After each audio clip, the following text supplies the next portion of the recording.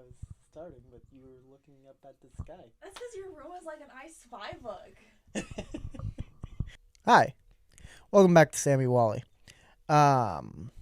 Today is a bit of a different video, as you can see behind me. That's the wrong way. There we go. Today we are going to actually be covering TransWorld, a convention for haunt enthusiasts and haunt artists. For like haunted houses, haunted trails, haunted forests. So it's just like this place where a bunch of spooky artists kind of get together and show off their craft, show what they really do well. And I thought it would be fun if we did a video on it. 2 videos, technically, actually. About the whole trip. Just the whole trip up to St. Louis and about the convention itself, because I don't know a single thing about it. I know the basics. I know what to expect, sort of. But I am not as well versed as she is. So this is the subject of the trip. Tell a little bit about yourself. Hi, I'm just a haunted house makeup artist, and I've been doing it for a couple years, and that's pretty much it. Yeah, and I know him. I know him, and this was his idea, and he just threw me under the bus. I don't know what to talk about. What's your name? Oh, I'm Kat. Nice to meet you guys. He'll also hear me called Katie, but a lot of the professionals that I work with will call me Kat. It's just a word of mouth business, so I changed my name because there's a bunch of Katies out there. And there's a bunch of cats too, but not as many, I hope, as Katies. So if you hear him call me that, that's why. Lots of cats and dogs out there. But anyway, we hope that you will stick around for the journey. Part 1 will be here on the channel for Sammy and Wally. Part 2 will actually be on Kat Jones's channel. Now, you might be watching this, and it might also be the intro for Kat's channel. So if you're watching this on Kat's channel, this is part 2. Go back to part 1. It'll make a lot more sense since that is only half of the trip. But thank you all for joining. Any final thoughts? I'm excited to go. This is my first year. I've been wanting to go for a couple years, so I'm really excited. Yay, thanks for watching. Thanks for watching.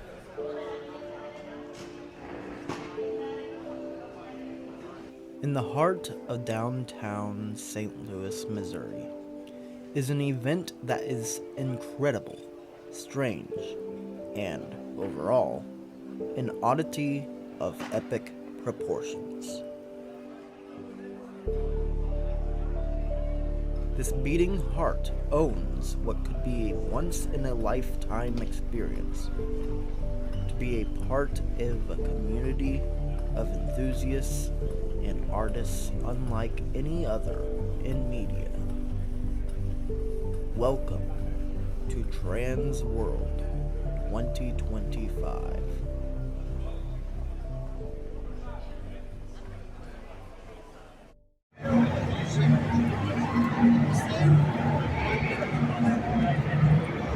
Hi.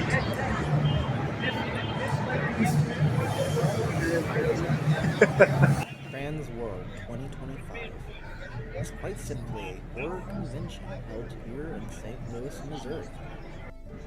This convention is a collection of haunted props, designs, animatronics, and many, many, many more.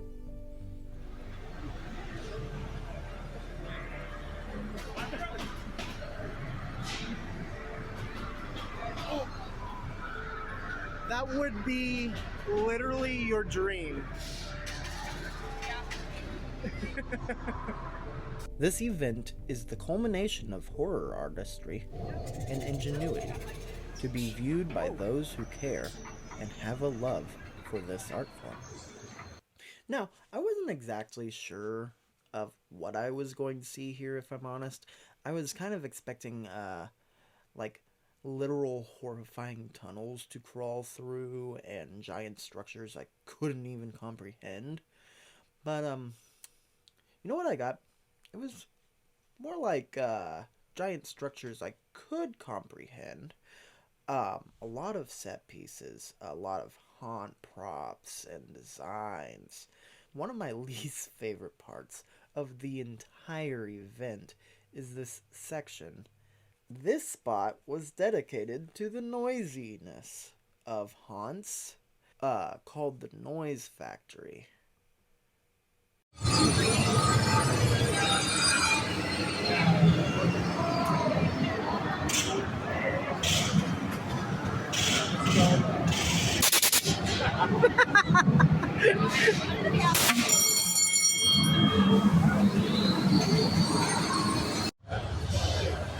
So far, so good. This place is insane and very loud. Yeah.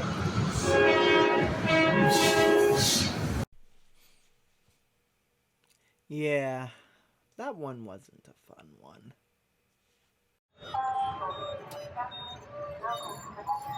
However, that was not all this video would be. Never was the case. This is a story, after all, and all good stories have a beginning. Alright, so it's about 7:42. We are about to head out for St. Louis, and the one thing on my mind is this thing that keeps going right at my feet.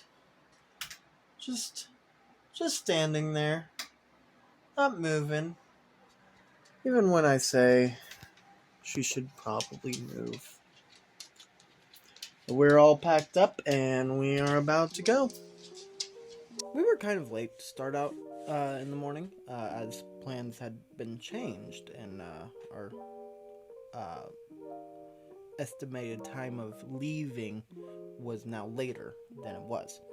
So this entire trip actually all started with me sleepily on a couch as two dogs attacked me, neither of which understood that I was already downstairs, and so they just bombarded me with love and attention. Meanwhile, Kat and the Jones family were preparing for our 6-hour drive that we would face very shortly. We were now ready to go to the bank for Kat, but then we set off for the stars to go to the House of Chicken for a bit of a morning snack. But then we were truly, actually headed to St. Louis from there.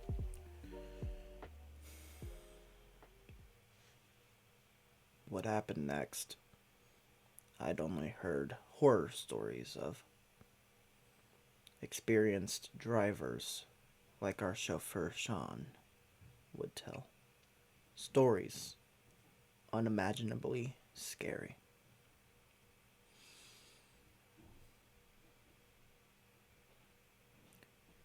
Kat started reading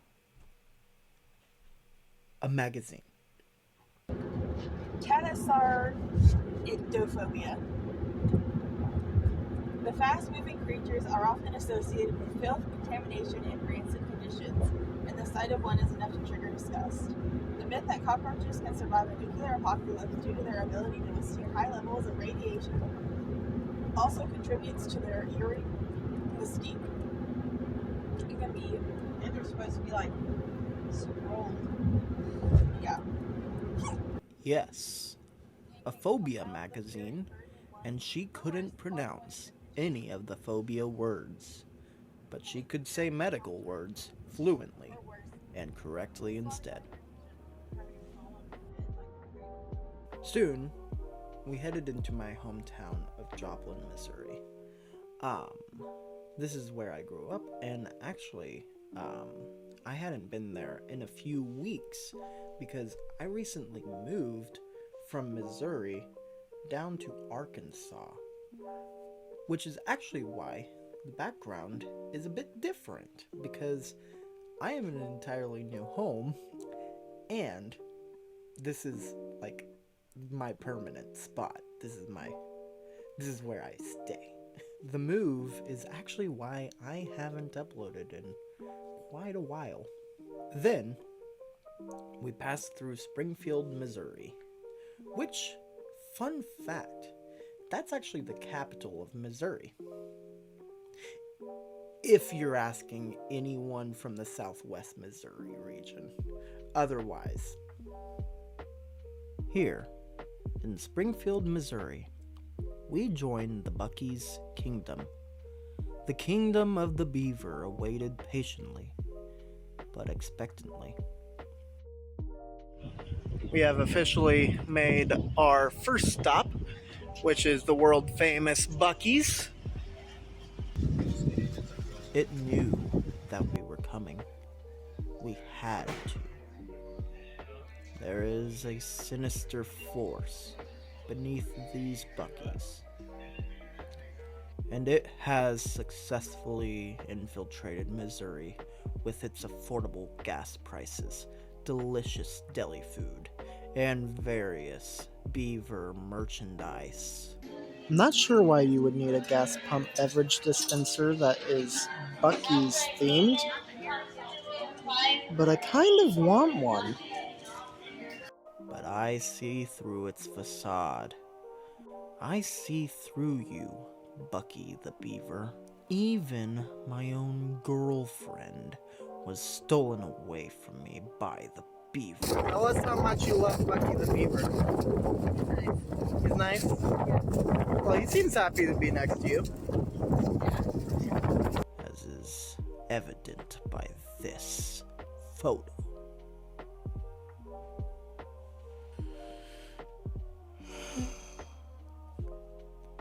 It was a truly frightening experience. After we escaped the clutches of the dam building fiend, we were on our way once more. However, we had just one more stop before we joined the rat-infested citizens of St. Louis, Missouri. Yes, we would go deep inside Uranus. Here we are at the second stop of the day at one of my favorite stops on the way to St. Louis, the Uranus Fudge Factory. Listening to Billy Ocean's Caribbean Queen, we drove into Uranus. Uranus is a very fun and cool spot outside of the city of Rolla, Missouri, and everyone driving on I-44 in the U.S. should see Uranus. Uranus is not what it seems. It is a strange attraction for all to see. It actually pushes out fudge like crazy and takes people in constantly. Seriously though, this place is freaking cool. The Uranus Fudge Factory is like this kind of fun gimmick store that is very reminiscent of stores you would see on Route 66. And it actually has that intention because it's got this sign out front that points you to different locations on Route 66 that has stores like this one here. It's just a fun little place on I-44, and it even has this sideshow museum that was kind of cool. We did get to go inside. The Fudge Factory has a lot of innuendo merchandise, unsurprisingly, and It even has actual delicious fudge. Kat and I ventured into the depths of Uranus, where no one would go. Yes, we entered the Sideshow Museum. Blue Sasquatch. Hey, it's the guy from the Goonies. The museum's gift shop attendant told us that the circus posters we saw on the ceiling and walls were actual reproductions of real circus posters you would have found way back when. Now, I'm not sure if Missouri's like a place known for aliens. But I like this little guy. Kat and I would then go see the horrific truth behind it all. Behind a $6 paywall. That's a big man. Apparently. The Sideshow Museum had reproductions of creatures and oddities from around the globe. Hey Frank, why the long face?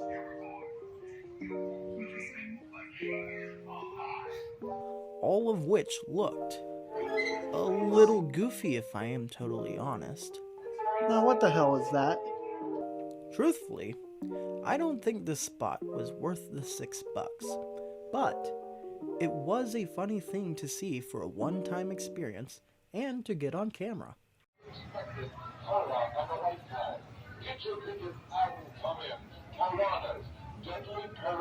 And they are alive. There were, however, real live two-headed turtles. That was pretty cool. Two-headed turtles are a real thing. How rare they are. I'm more astonished that they have something real here. After this disappointing and quick experience in Uranus, we decided to leave the Sideshow Museum, and soon we would exit Uranus quickly and efficiently. We then headed on our final leg of the trip to St. Louis, the capital of Missouri, if you're asking anyone from Illinois.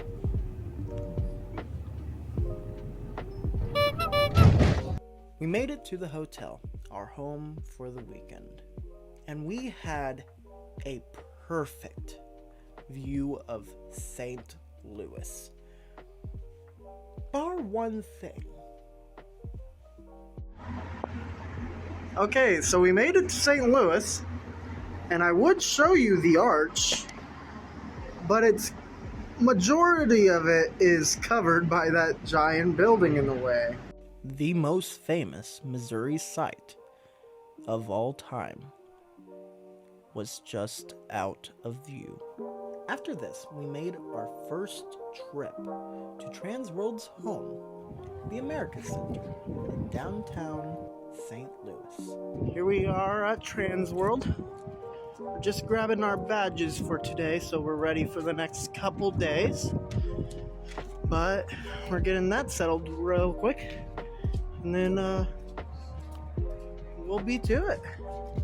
We grabbed our badges and admission bracelets for the event, so we could be ready to go when the time came in the morning to go witness the glory of this insane convention.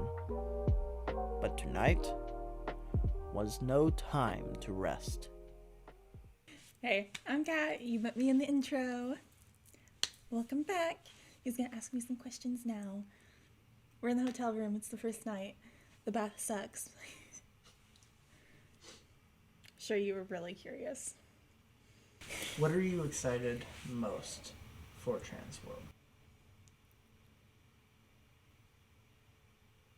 I'm most excited to see all the different props and kind of how everyone's been doing it. I'm really closed in on what's available online, but a lot of these shops don't really like to share their biggest masterpieces on like social media a whole bunch because people can reverse engineer them and make them their own stuff. So I'm really excited to see like the forefront of the haunt industry and what's becoming what's is coming out like this year and where the industry is going. What'd you get? I'm also really excited to makeup tips. Goal is to try and be one of the best makeup artists in the haunt industry, so I'm really excited to see all of the makeup tips that I possibly can and all the free seminars just to get as much knowledge. I'm just really looking forward to all the makeup stuff. What is TransWorld?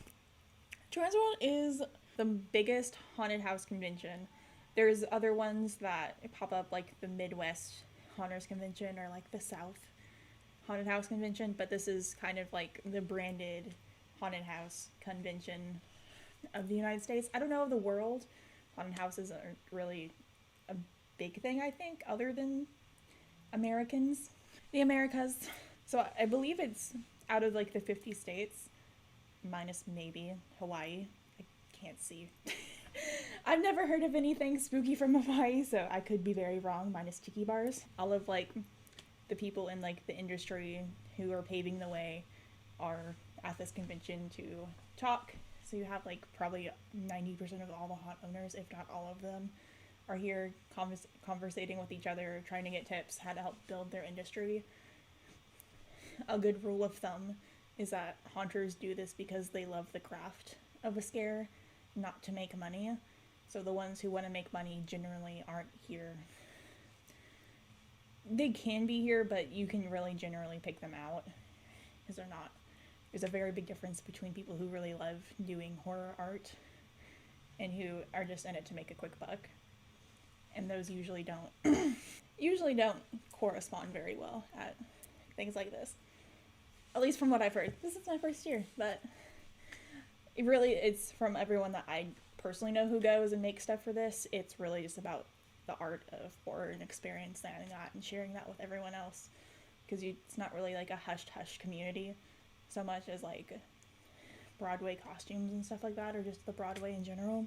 Like, they're not gatekeeping how they keep one prop or how they market their shows.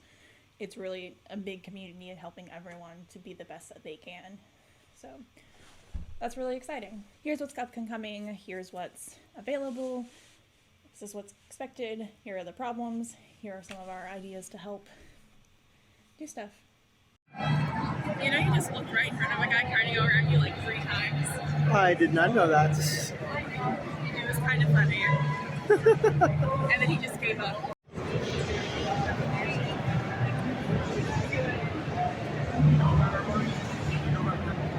No.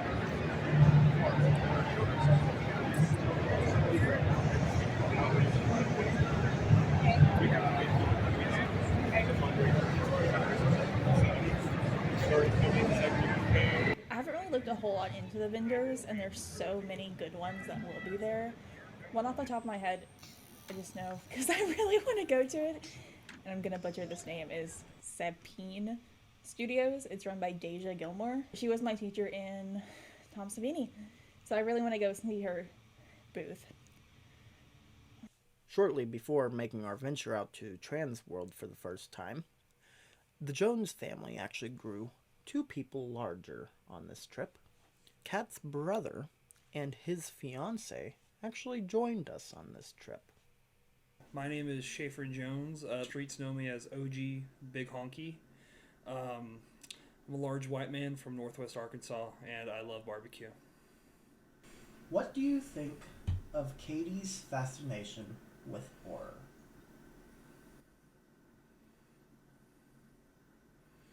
I think it's kind of creepy. It's not my favorite thing. It seems like she really dives into it sometimes. I mean, there's people who like horror movies, you know, and you're like, spooky, that's funny. But she's more like the gore, gross stuff, and I'm not the biggest fan of that personally. But as long as she doesn't kill anybody, I don't really, you know, like, unless she doesn't do anything out of those creepy movies. Up to her. Hi, I'm Laura. I am Schaefer's fiance. I am a Gen Z. I'm also a Libra. I work with kids in the court system. Do you like horror? I absolutely love horror. I prefer things that are like either a psychological horror or something along the lines of like thriller horror. I'm not super huge on slashers, but they have their time and place. What is your favorite horror film or scary story?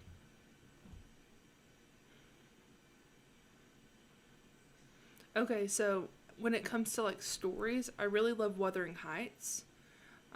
I read it when I was really young, and of course, like the themes within it are not age appropriate for a young child, and I understand that. But I really like the house itself is the family, if that makes sense. I really like that a lot. Other than that, I'm really drawn to I really like some of the older or like early A21 films. They had some really good ones. Other than that, like Blumhouse, they have some really good ones. They did like the whole, if not the whole, then a lot of the Conjuring series, and those were the first scary movies I really understood, if that makes sense. But I've been watching horror for a really long time. I think the first one I watched was Dawn of the Dead. And I was with my brother on a couch when I was like a few months old. Do you have any stories related to the horror genre or Katie's projects? You can take as long as you want. Okay, thank you. Yeah. All right, so she was doing special effects makeup, and she does like these hyper realistic bruises. I mean, they look pretty good, especially to like the layman.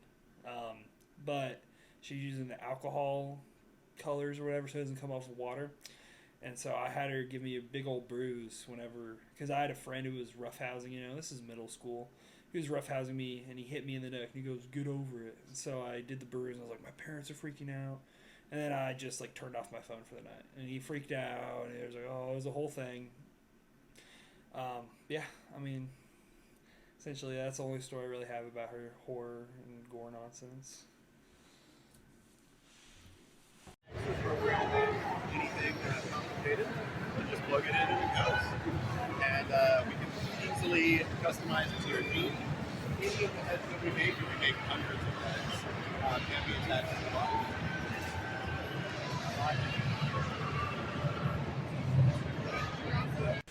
How have you seen Katie's love for horror in the past? I see it a lot in like the care that she puts into prosthetics and the way that she pays attention to the little details in them.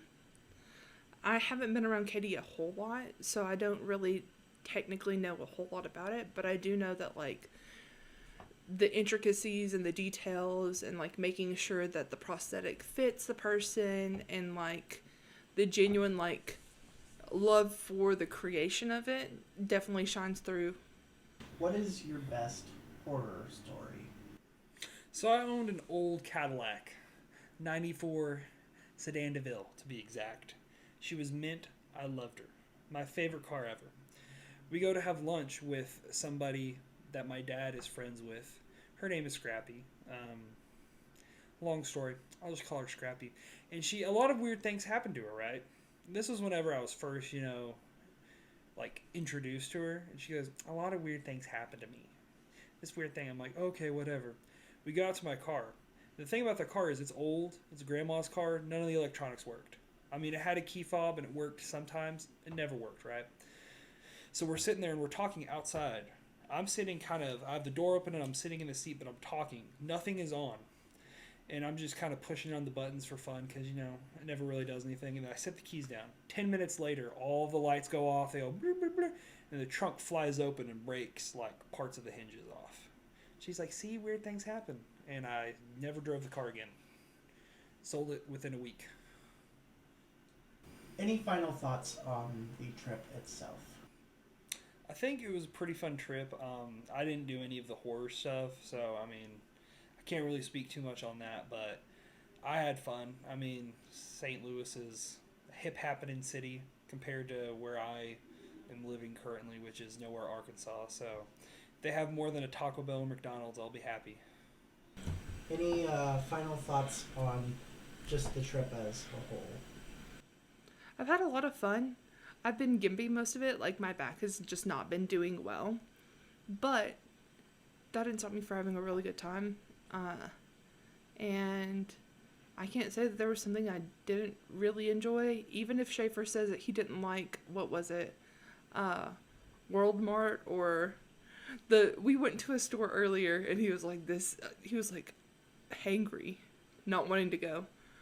But I even enjoyed that because we got to sit there and chit chat. It was fun.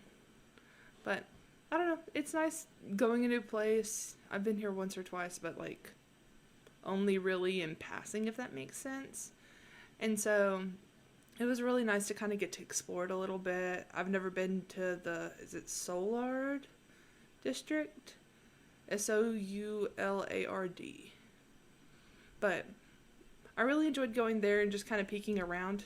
It has like a really rich history, and you can tell. Big honky sign now. There you go. Do you want me to hit stop? Sure. Bye, y'all. We would cram ourselves into the SUV and drive to the amazing, thrilling, awesome Pizzioli's. I'm not sure if I am pronouncing that correctly.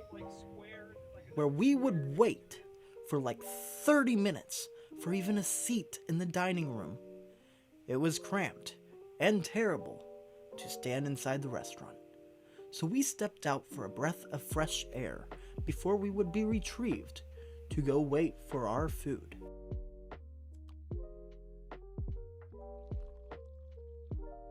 This place was actually really good. The table basically ordered a round of raspberry margaritas. So I took a sip of one.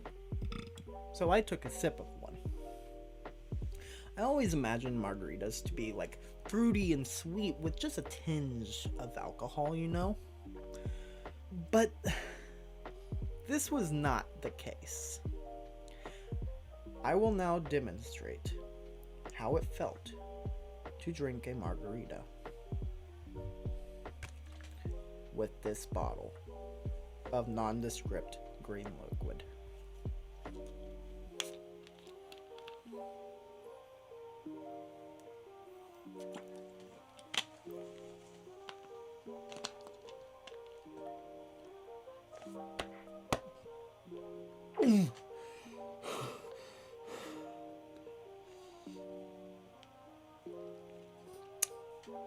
It was good. It was really... It was a little strong. It was a little strong alcohol. It was strong. The pizza itself was really good, but I sort of wished that my pizza had less pepperonis on it because the cheese was really good. It was coated in meat, and I just wanted some yummy lactose goodness. Why do you want to go to TransWorld? TransWorld for me has always been kind of this make it or break it thing, because I've been doing makeup since like junior year of high school, like kind of professionally, as like working in haunted houses and stuff.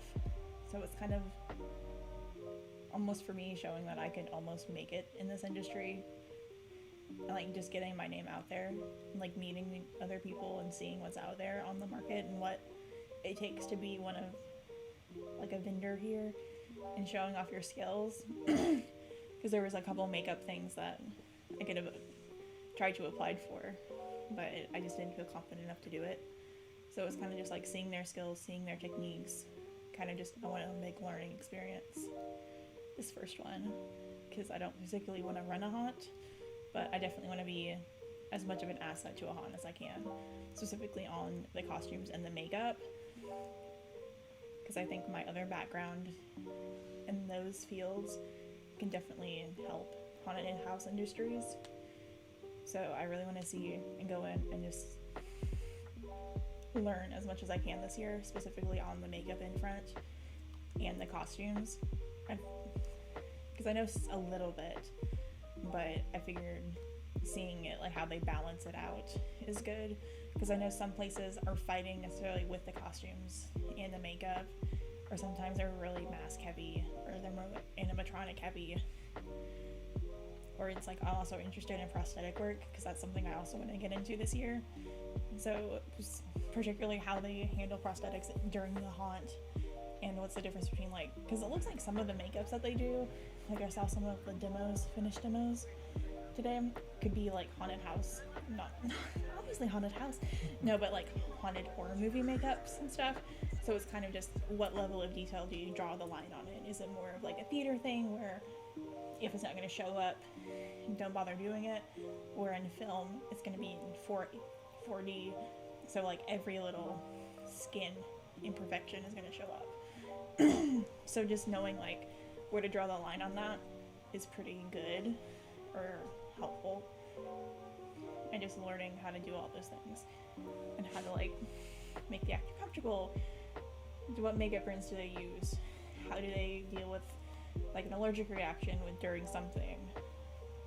And like you already have makeups or like actors who don't want to show up for makeup, actors who can't do latex. What's like the best option for that? Is like prosthetics really a decent alternative to this? Because you have like what, 4 different types of prosthetics almost: latex, silicone, prozade, and then wax. So it's like, is one better than the other? Because a bunch of people are allergic to latex, and the edges are really bad. So you have a zombie with an inch or like a centimeter, 3 centimeters of scar edging. That obviously is going to look bad. So you got to cover that up. And then it's like, well, do you reuse the prosthetic or do you not? That's always like another like safety and stuff. I really love safety. No good scares should come at the risk of someone's safety. It's just not worth it. Not even money. Like, safety is most important. So like my rule, something I always remember is like in a haunted house, it's always the most dangerous place to be.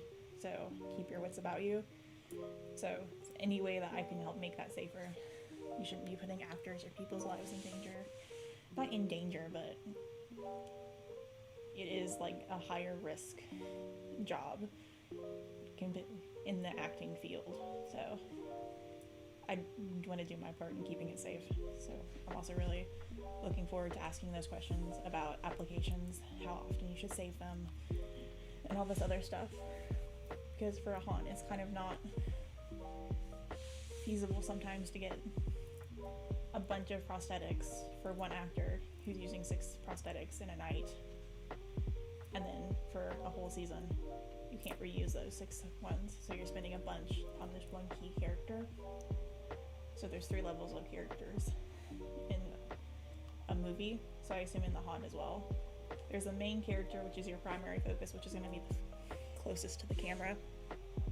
And then you have your second ground character, which is going to be kind of here-ish. So first level of detail, second level of detail, and then you have your far background characters, which are only going to be like maybe seen. So in a zombie, you'll put all your prosthetics on the first one, really hammer him out. Second one, maybe level detail. Third one, just a skull out. So that's kind of how you do it, and like the same with the costumes. So I'm really interested to see like how they'll handle that, because something actors are always kind of doing is they want to be like the main star or something, but when you have a horde of zombies, it's hard to be the star, and that's kind of something that's been, I've noticed in haunted houses, they want everything just to be level across the playing field, which is kind of, is okay, but I don't think it makes anything stand out. So it'll be interesting to see how you can quickly elevate your makeups with just like tiny little things. Different tricks, different textures, different items you can put in latex. Latex is super versatile, so you could pretty much put anything in it other than raw meat that's not gonna like on an open wound, anything like that. From there, we would go back to the hotel room, and we would rest for the extravagance that we would be a part of very soon.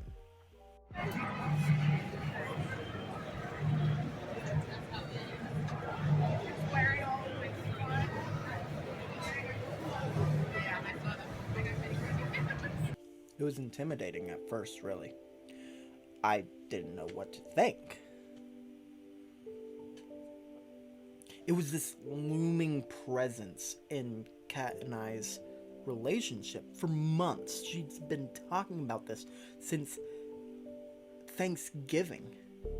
And I didn't know what to make of it. I didn't know what it was. I had no understanding of what I was getting into until just a few days ago when I was there. This was the biggest haunt convention, and it was full of horror fanatics. As we entered TransWorld, something became very clear. I was an outsider to a world of foreign noises, cryptid creatures, and gore beyond imagination. Costumes, masks, weapons, me oh my. Around me was a whirlwind of horror and technical nightmares, and I was loving every single moment of it. Everything around me was amazing and charming. The animatronics were on sale. The bungee cords were on sale. The set pieces, the props, the lights, the sound effects, and hell, even the visual effects for your videos and advertisements were for sale. VRs strewn about the place. Weird pumpkin guys everywhere. And then there was this thing too. I don't even know what that is.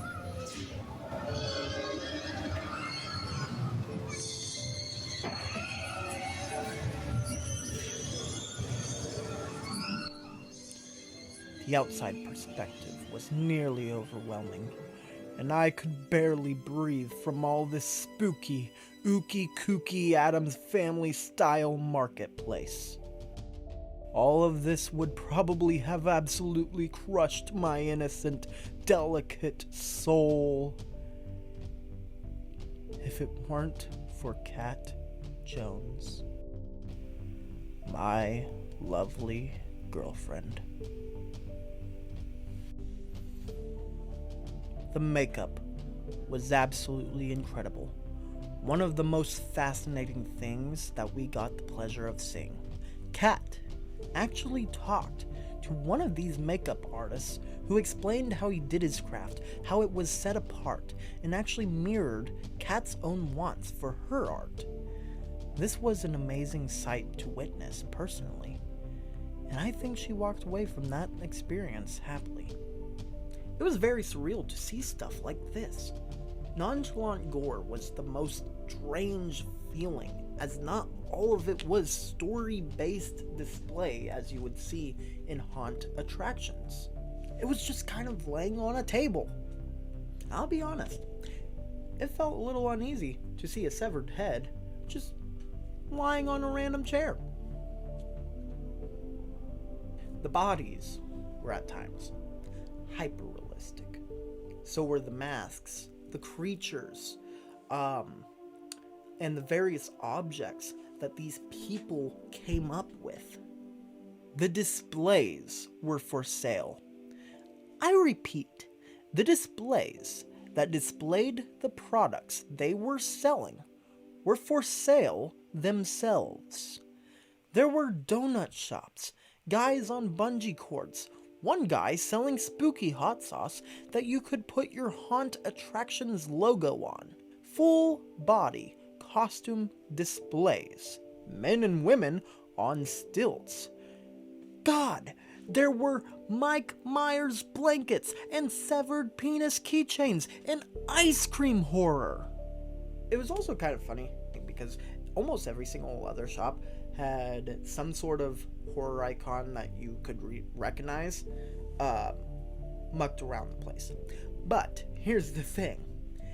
They not always have the license for these horror icons. Some of them do, I noticed, but most of them don't. So they went and renamed all these horror icons so that it's not them. I looked at a Venom mask, and they were like, oh yeah, that's Venom. We can't really call him Venom, because he's not Venom, but for all intents and purposes, he is the weird alien black symbiote. And I was like, okay. This place, filled with creativity and wonder of the craft, was meant to be a business convention. These items were meant to improve their attractions and bring them into a new light, to improve upon what was already set in stone, to advertise their Halloween attractions, and to show the next up in haunt technology. The food, however, was very subpar compared to the technology and art. Their mac and cheese was barely even the art of Velveeta. It was about this time that Kat had to go attend a seminar that she paid for. I didn't pay for the seminar, so I didn't go. Mostly because it was a seminar about makeup and it's tips and tricks for makeup artists. I am not a makeup artist, so I didn't want to pay $65 to go to something I'm never going to use. I think that's valid. I was left on my lonesome in the middle of this convention for an hour and a half. This left me to explore a convention in which I am an alien. This labyrinth of scares and gore. From here, I obtained plenty of B-roll footage and pictures that you have already seen in the video thus far. I also learned more about the event from an outside perspective, and found things I passed by, but seemed to not even see before. Soon after this experience of being a fish out of water, Kat returned, and we headed away from TransWorld on our day one.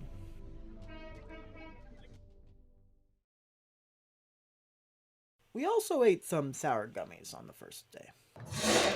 You're recording? Okay, good. These are sour flavored mini gummy worms from Aldi's. Trial test. We got these for free. Really good high quality ones, but they're so sour.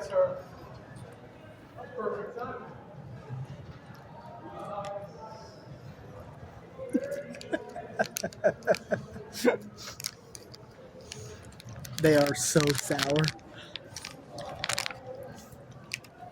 But they're good though.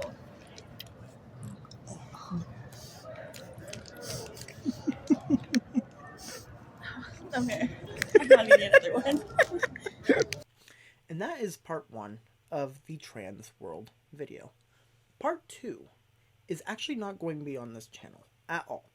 That is going to be on Kat's channel. I did this as a way to kind of promote both of us, kind of help each other out with our YouTube, hobbies, I guess you could say. And this was a way to kind of do like a little crossover between us, since we kind of have little things we take from each other in the past. But now, this is one event that we both got to share. And so, the best way I thought I could do it, we literally share it on YouTube. If you want to go watch the video, it is right here. It should be right here. But, Kat Jones, that is my girlfriend. She has a YouTube channel. It is very good. I am the editor, so I'm a little biased. But, you should go watch part 2 if you want to see the rest of how this plays out. And there's so much more to see in part 2. That one's a little more informative, I would say. You got more interviews in that one, more people that you didn't see, a lot more pictures and videos. I have too many. But if you want to see how the rest played out, go over there. And while you're at it, like and comment this video. Comment whatever. That helps. Comments help YouTube videos. And, if you could, subscribe. And don't only subscribe to me. Subscribe to Kat while you're at it. She has great videos. And if you are even remotely interested in the stuff that's in TransWorld, you will love her videos. They are exactly like it. Thanks for watching, Sammy Wally. And, stay hammy. I don't know what that means, but do it. Go watch part 2.